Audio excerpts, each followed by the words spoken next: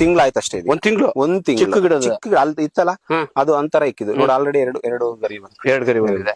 ಅಕ್ಷಯ biotech ಸಮೃದ್ಧಿ organic ಅದು ಒಂದು ವರ್ಷಕ್ಕೆ ಒಂದ್ಸಲಿ ಡಿಸೆಂಬರ್ ಅಲ್ಲಿ ಕೊಟ್ಕೊಂಡು. ಡಿಸೆಂಬರ್ ಅಲ್ಲೇ ಏನಕ್ಕೆ ಕೊಡ್ತೀರಾ ಸರ್? ಆಗಲ್ಲ ಇದು ಕೋಲ್ಡ್ ಇರುತ್ತಲ್ಲ, ಬೇರೆ ಚೆನ್ನಾಗಿ ಹೋಗುತ್ತೆ. ಬೇರೆ ಚೆನ್ನಾಗಿ ಹೋಗುತ್ತೆ. ಓಕೆ. ಆ ಟೈಮಲ್ಲಿ ಚೆನ್ನಾಗಿ ತಿಂದ್ರೆ ಆ ಟೈಮಲ್ಲಿ ಇದು ಯಾಕಂದ್ರೆ ಅವಾಗೆಲ್ಲ ಹಾರ್ವೆಸ್ಟ್ ಆಗಿರುತ್ತೆ, ಕಟಾವಾಗಿರುತ್ತೆ, ಹೊಂಬಳೆ ಬಿಡೋ ಟೈಮ್, ಚೆನ್ನಾಗಿ ಹೊಂಬಳೆ ಆಗೋ ಟೈಮ್, ಗರ್ಭ ಸ್ಟಾರ್ಟ್ ಆಗೋ ಟೈಮ್. ಓಕೆ.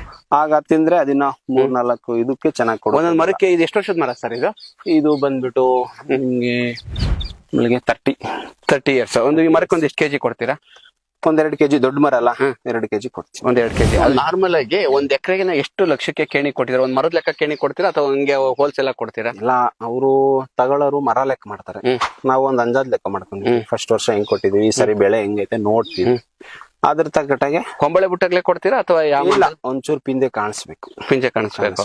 ಇವಾಗ ನೀವೇ ಕೊಯ್ಸ್ತಾ ಇರೋದ್ರ ಅಥವಾ ಕೊಟ್ಟಿರೋದ? ಇಲ್ಲ, ಕೊಟ್ಬಿಡ್ತೀವಿ ಸರ್. ಈಗ ಒಂದ್ ಮರದ ಲೆಕ್ಕ ಕೊಟ್ಟಿರೋದು ಎಷ್ಟು ಕೊಟ್ಟಿದ್ರ ಸರ್? ಮರದ ಲೆಕ್ಕಾಚಾರಕ್ಕೆ ಹೋದ್ರೆ ಜಾಸ್ತಿ ಆಗುತ್ತೆ, ಬಟ್ ಅದು ಖರ್ಚಿರುತ್ತಲ್ಲ, ಅದಕ್ಕಾಗಿ ಅವರು ಉಳಿಬೇಕು ನಮಗೂ ಅಂತ ಒಂದ್ ಅವರೇಜ್ ಅಲ್ಲಿ ಕೊಡ್ತೀವಿ. ಅವರೇಜ್ ಅಲ್ಲಿ ಕೊಡ್ತೀರಾ? ನಾರ್ಮಲ್ ಒಂದ್ ಮರದ ಏನ್ ರೇಟ್ ಹಂಗ್ ಕೊಡ್ತೀರಾ? ಕೊಡ್ತೀವಿ ಸರ್. 1,500 2,000 ಆತರ ಡಿಪೆಂಡ್ಸ್ ಅಪಾನ್ ಎಷ್ಟು ಹೊಂಬಾಳೆ ಇದೆ ಅದ್ರ ಮೇಲೆ. ಈಗ ಮಣ್ಣಿನ ಫಲವತ್ತತೆ ಚೆನ್ನಾಗಿತ್ತು ಅಕ್ಷಯ ಬಯೋಟೆಕ್ ಹಾಕಿದ್ಮೇಲೆ? ಅದು ಪ್ರಾಡಕ್ಟ್ ಯೂಸ್ ಮಾಡಿದಾಗಿಂದ ಚೆನ್ನಾಗಿದೆ.